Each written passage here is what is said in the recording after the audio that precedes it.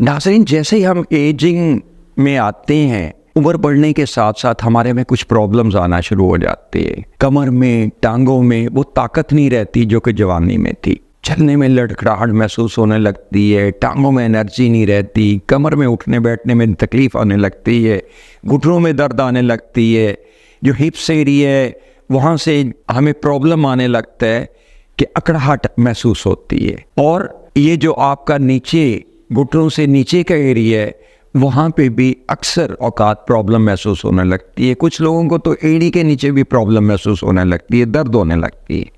मैं हल्की सी मुख्तसर वजाहत करना चाहता हूँ कि ये मसला क्यों होता है। Lumbar area, that is lower back, यहाँ से जितनी टोटल इसमें से 5 वर्टेब्रास हैं, जैसे कि L1 to L5 और 5 pairs of the nerves are initiated from this place, जो कि नीचे की तरफ जाती हैं, टांगों की तरफ जाती हैं, और इसमें से शाटिक नर्व वगैरह है जो वो एड़ी के नीचे जाके ख़त्म होती है। इनका काम दिमाग जो अहकाम दे उन पे अमल दरामद, लेट से आपको चलने का कहते हैं, आपको पाँव उठाने का कहते हैं, आपको पाँव घुमाने का कहते हैं, आपको अंगूठा उठाने का कहता है, और पेन मैनेजमेंट, जो पेन अगर इससे महसूस होती है इनमें या अकड़ाहट आने लगती है, वो दिमाग तक मुंतकिल करना, और वाइस वर्सा दिमाग जो अहकाम दे उन पे अमल दरामद होता है। इनमें कुछ प्रॉब्लम्स आने लगते हैं कुछ वर्टेब्रास में, दैट इज़ बोन्स में, और कुछ इन स्पाइनल नर्व्स में जो इनिशिएट हो रही हैं यहाँ से। पहले मैं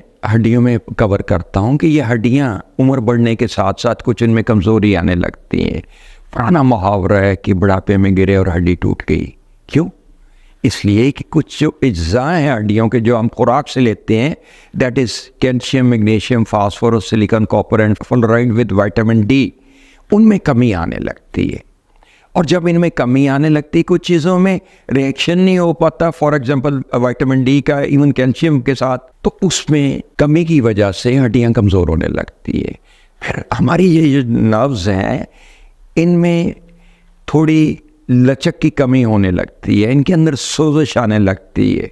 मैं टेक्निकल टर्म्स में, मेडिकल टर्म्स में आपको नहीं उलझाऊंगा, सादा अल्फाज में बताऊंगा कि अकड़ाहट आने से और उनके अंदर का पैसेज कम हो जाने से जब उनके अंदर सोजिश आती है, बेशुमार वजूहात की बिना पे, लेट से कोलेस्ट्रॉल की वजह से, डायबिटिक होने की वजह से, और कई वजूहात की बिना पे, तो इनकी वो लचक भी नहीं रहती और अंदर से पैसेज भी कम होने लगता है, जिससे खून कम सर्कुलेट करने लगता है।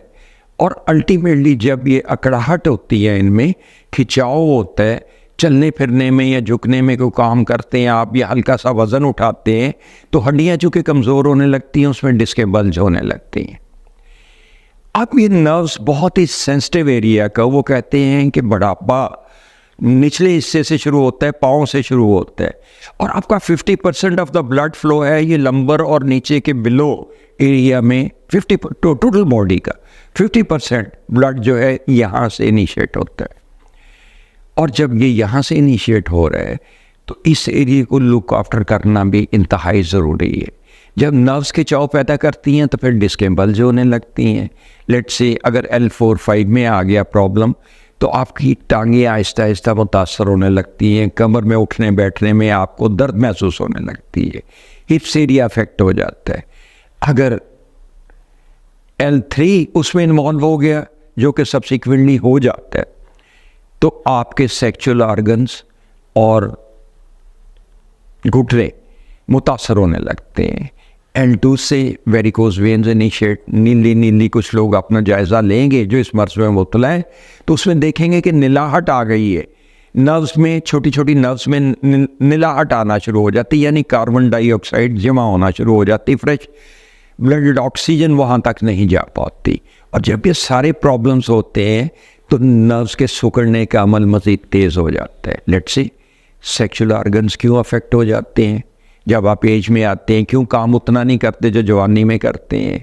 आपकी घुटनों में दर्द क्यों होने लगता है, क्योंकि ऊपर से जब L3 से प्रॉब्लम आया तो अल्टीमेटली आपको आर्थराइटिस होने लगता है, और उस सूरत में या तो कार्टिलेज में वीकनेस आने लगती है, ऑस्टियोआर्थराइटिस, या रूमेटॉइड आर्थराइटिस की तरफ आप जाने लगते हैं। सेक्सुअल ऑर्गन्स विद पैसेज कम काम करने लगते हैं, क्योंकि सारी नर्व्स तो आपकी सिकुड़ना शुरू हो जाती हैं। तो इन सब चीज़ों का इलाज इनको लुक आफ्टर लगातार करने में है। जब आप बुढ़ापे में एंटर हो रहे हो, एजिंग प्रोसेस में जा रहे हो, तो उस सूरत में इनको लुक आफ्टर करना है, आपकी हड्डी को भी, वर्टेब्रास को भी, और जो डिस्कें बल्ज हो चुकी हैं उनको भी इलाज करना है। अपनी नर्व्स को भी आप रिफ्लेक्सोलॉजी के ज़रिए, चलने फिरने के ज़रिए, वॉक के ज़रिए, जॉगिंग के ज़रिए, एक्सरसाइज के ज़रिए आप उनको भी ठीक रखना चाहिए, अगर आपको ता देर तक चलते फिरते रहना है और अच्छी तरह ज़िंदगी बसर करनी है। बुढ़ापे में सिर्फ लेटना नहीं है, बैठना नहीं है, चलना फिरना भी है, तो उसको कंफर्टेबली चलिए। अपने डिस्कों का इलाज कराइए। कायरोप्रैक्टर ट्रीटमेंट में वे विदाउट मेडिसिन, विदाउट सर्जरी होता है। यहाँ आप सर्जरी की तरफ जाइए, ऑर्थोपेडिक के पास जाइए, ऑर्थोपेडिक सर्जन जो है उनके पास जाइए, न्यूरो सर्जन्स के पास जाइए, लेकिन इन चीज़ों का इलाज ज़रूरी है। और अगर आप कायरोप्रैक्टर के पास आते हैं तो हम लोग इनका इलाज बगैर दवाइयों और बगैर सर्जरी के भी कर सकते हैं, लेकिन इनको लुक आफ्टर करना ज़रूरी है। उनको ये तकदीर समझ लेना कि ये बुढ़ापे में लाजमी तौर पे ये मसला आना है, ये ठीक नहीं है। ये काबिल इलाज है और इनका इलाज कराइए।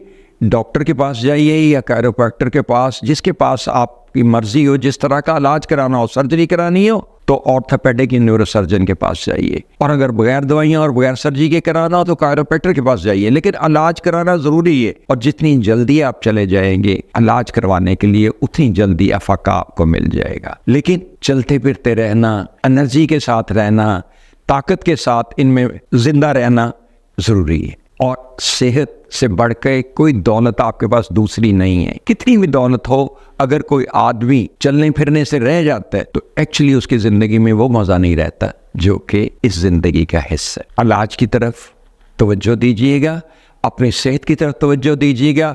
अल्लाह ताला आपको हमेशा सेहतमंद रखे और कभी तकलीफ़ में मुब्तला ना करे। बहरहाल इन चीज़ों का इलाज की मैं दरख्वास्त करूँगा कि जब भी आप ऐसा महसूस करें, इलाज की तरफ जाइए। ये काबिल इलाज मर्ज़ है, इनका इलाज कीजिए। अल्लाह हाफ़िज़।